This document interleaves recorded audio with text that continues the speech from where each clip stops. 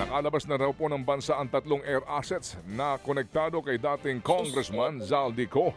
Mismong ang Civil Aviation Authority of the Philippines o CAAP ang nagsabi na wala na sa bansa ang tatlong air assets niko.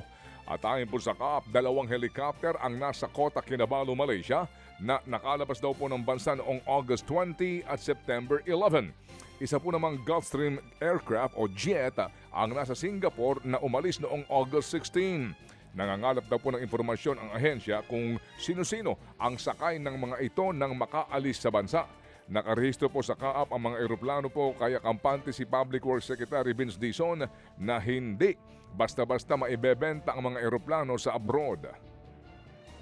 As far as our record is concerned, we are monitoring itong mga movement ng mga eroplanong ito, pero hindi po kami sure kung meron ng freeze order ang AMLA.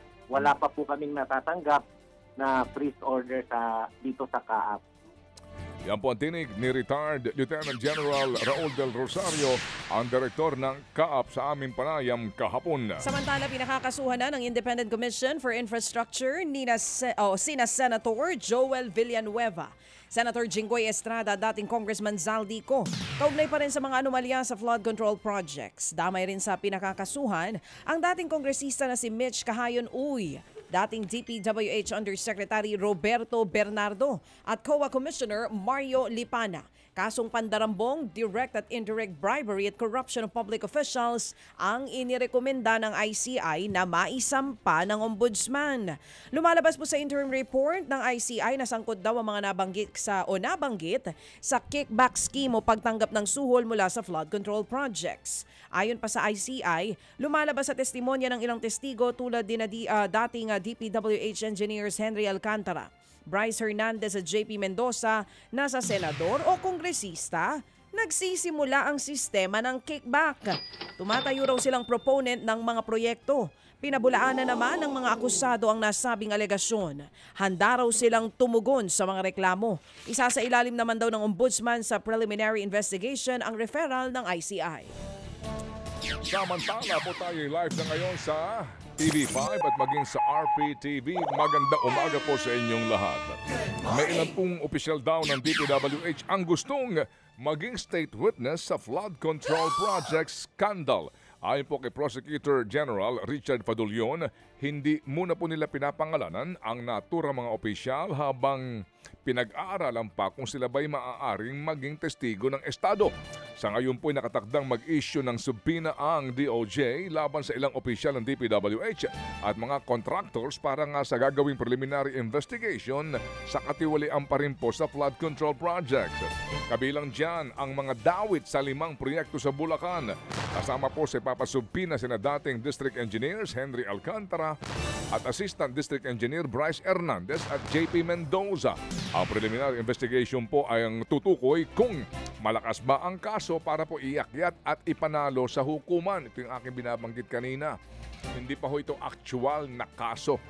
Pero ayon po sa DOJ, hindi kasama sa panadalhan po ng subpina ang mga kontratistang sina Curly at Sara Diskaya. Una rin po sinabi ni Assistant Ombudsman Miko Clavano na malayong maging state witness ang mga Diskaya dahil sa tindi ng kanilang pagkakasanggot sa naturang kontrobersya. Samantala, naglabas na rin po ng SALN ang tatlong huling mga senador. Huling naglabas ng SALN sina Senator Amy Marcos na may 165.5 million pesos na net worth. Senator Alan Peter Cayetano na mayroong 101 million pesos na net worth. At Senator Bato de la Rosa na mayroong 32.2 million pesos na yaman. Lumalabas ang pinakamayaman sa Senado ay sina Senators Mark Villar at Raffy Tulfo na parehong may higit 1 bilyong pisong net worth.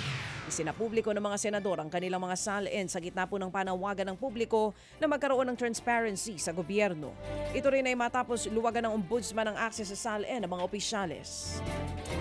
Samantala pa rin, matapos po ang hindi umano mahagilap sa kanya pong bahay, nasa pangangalaga raw ng Philippine Marines ang binasagang pong surprise witness sa flood control scandal na si Orly Guteza. Ayon kay dating Congressman Mike Defensor na siya pong nagdala kay Gutesa noong Setyembre kay Senador Dante Marcoleta, ayon sa kanya may mga umaali-aligid raw kay Gutesa matapos niyang humarap sa hearing nga ng Senado. Nitong Lunes lamang daw nang sabihin ni Senador Ping Lacson na hindi raw mahagilap si Gutesa sa kanyang address.